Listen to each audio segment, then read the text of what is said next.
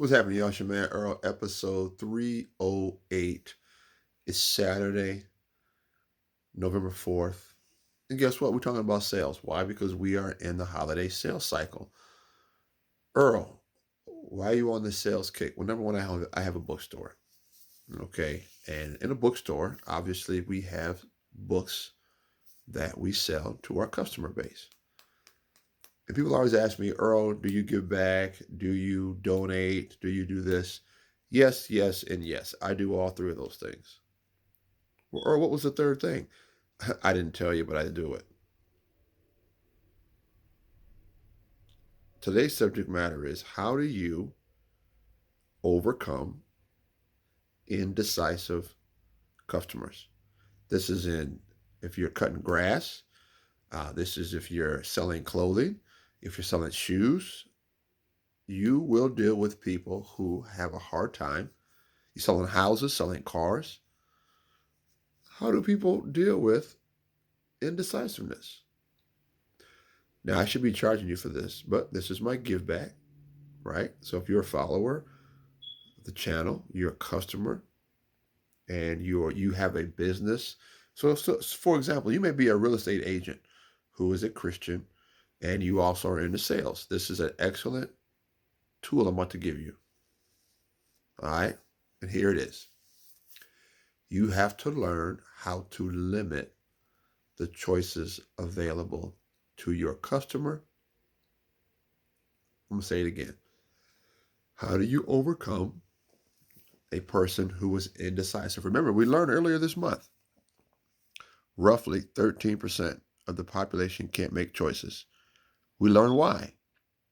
Lack of information, fear of making the wrong choice, lack of confidence. So you as the owner of the business or the salesperson, sales associate, sales manager, distributor, etc., hairstylist, you have to limit the choices that your customer slash client can make. And this is where you knowing and talking to your client slash customer comes into play. Now let's go pop psychology. Okay. It is, once again, I'm a student of my business. I'm a merchant. I'm a student.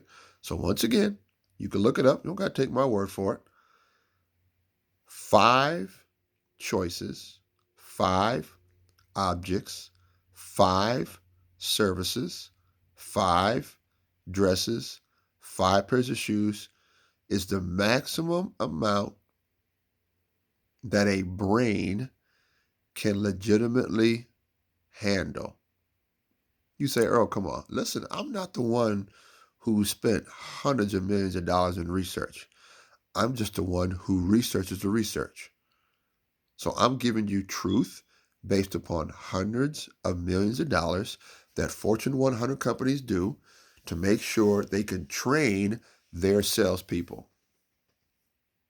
And you ought to do the same. Well, Earl, how do you spend hundreds of millions of dollars? By studying the companies who spend hundreds of millions of dollars. And 5 is the number. I said again, 5 is the number.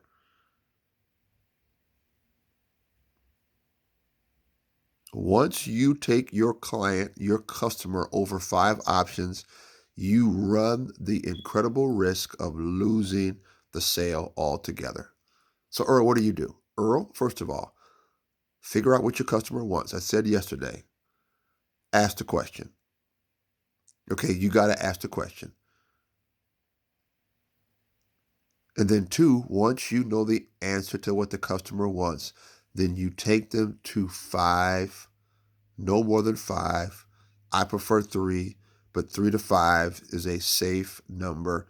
And then you do what? Provide information around those 3 to 5 items, 3 to 5 houses, 3 to 5 cars, 3 to 5 dresses, 3 to 5 shoes, 3 to 5 services. And that's how you begin to deal with customers and clients who have a hard time making a decision. Episode 308, limit the options. Sales tips. 5-Minute Fix. God bless you. God keep you. Sales tips. 5-Minute Fix. Limit the options so the customer/client can make a sound and confident, informed decision.